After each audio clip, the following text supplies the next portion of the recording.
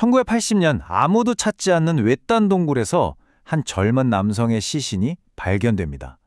그리고 그날 이후 아들의 죽음에 얽힌 진실을 밝히기 위해 한 아버지가 평생을 바친 기나긴 싸움이 시작되죠. 오늘 그 이야기를 한번 시작해 보려고 합니다. 이 모든 이야기의 중심에는 아주 간단하지만 무거운 질문 하나가 있습니다. 그는 정말 스스로 목숨을 끊은 걸까요? 아니면 우리가 상상조차 할 수 없는 다른 끔찍한 진실이 숨어 있는 걸까요?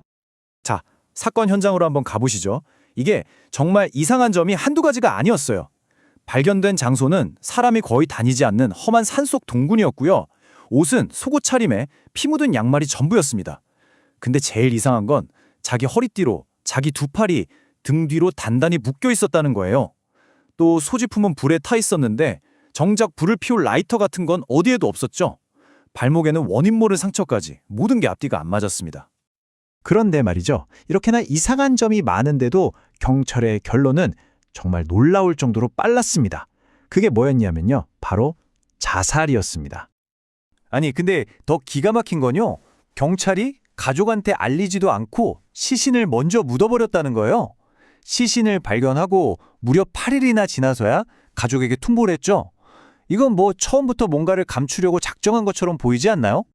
자, 경찰이 이렇게 서둘러 덮어버린 사건. 하지만 이 때문에 한 아버지에게는 정말 길고 외로운 싸움이 시작됩니다. 아들 죽음이 자살이라니 아버지 신정학 씨는 이걸 도저히 받아들일 수가 없었던 거죠. 그래서 아들의 억울함을 풀기 위해 직접 진실을 찾아 나서기로 합니다. 아버지가 아들의 행적을 쫓다가 정말 충격적인 이야기를 듣게 돼요. 아들이 시신으로 발견되기 열흘 전에 직장에서 정체 모를 남자 3명한테 강제로 끌려갔다는 거예요. 이게 어떻게 단순 자살입니까? 이건 명백한 납치 사건의 정황이잖아요. 자, 여기서부터 경찰의 이야기와 아버지가 밝혀낸 사실이 완전히 부딪히기 시작합니다. 경찰은 불온 유인물 때문에 잠깐 조사하고 풀어줬다. 서울 지리 모를까봐 버스비까지 줬다. 이런 식으로 얘기했거든요. 근데 알고 보니까 다 거짓말이었어요. 그 유인물은 군대에서 휴가 받으려고 모은 거였고 학교도 서울역 근처에서 다녔고요. 심지어 장흥공작이라는 작전명까지 붙여서 9달 동안이나 아들의 몰래 사찰하고 있었던 겁니다. 물론 개인이 거대한 국가 권력을 상대로 싸우는 건 정말 계란으로 바위치기였죠. 하지만 시간이 흐르고 시대가 바뀌면서 굳게 닫혔던 진실의 문이 정말 아주 조금씩 열리기 시작합니다. 이 타임라인을 한번 보세요.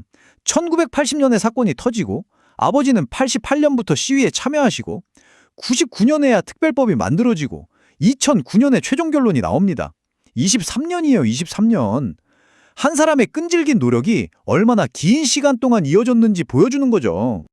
바로 이 의문사진상규명위원회가 그 희망이었어요. 말 그대로 민주화운동 시기에 국가 권력 때문에 억울하게 죽은 사람은 없는지 그 진실을 밝히기 위해 만들어진 대통령 직속 기구였죠. 드디어 제대로 된 조사를 기대해 볼 수 있게 된 겁니다. 그런데 기대가 크면 실망도 큰 걸까요?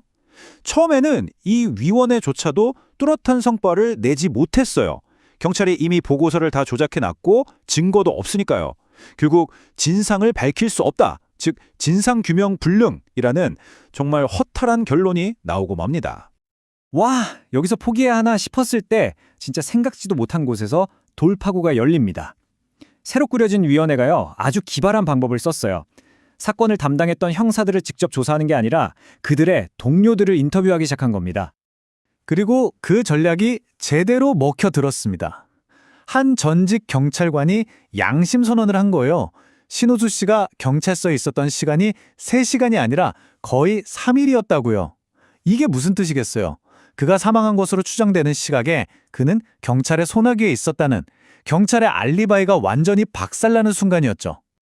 자, 이 결정적인 증언 하나로 23년간 닫혀있던 진실의 문이 활짝 열리게 됩니다. 이제 국가가 공식적으로 어떤 답을 내놓을지 모두가 숨죽여 지켜보게 됐죠. 바로 23년이었습니다. 아버지가 아들의 죽음은 자살이 아니라고 외치기 시작한 지 23년 만에 국가는 드디어 다른 대답을 내놓게 됩니다. 2009년 진실화해위원회는 마침내 공식 결론을 내립니다. 신호수 씨의 죽음은 단순 자살이 아니다. 이건 국가기관이 강압수사를 하다가 사망에 이르게 하고 이걸 자살로 위장한 국가에 의한 살인이다. 이렇게요? 진실이 밝혀졌으니 이제 다 끝난 걸까요? 그렇지가 않았습니다. 이어진 법정 싸움은 좀 다른 결과를 낳았어요. 법원에서는 경찰이 불법으로 체포하고 감금한 건 맞다고 인정했어요. 하지만 고문이나 살인행위 자체는 증거가 부족해서 특정할 수 없다고 판결했죠. 가족들 입장에서는 반쪽짜리 승리였던 셈입니다. 이제 사건의 진실은 세상에 드러났지만 아직 끝나지 않은 질문들이 남아 있습니다. 그리고 그 23년이라는 긴 세월은 아버지에게 과연 무엇을 남겼을까요? 아버지를 움직이게 한 힘은 어쩌면 이 한마디에 다 담겨 있을 겁니다. 내 아들이 왜 죽어야만 했나? 그 수많은 서류 더미를 끌어안고 평생을 되뇌었을 그 간절한 질문 말이죠.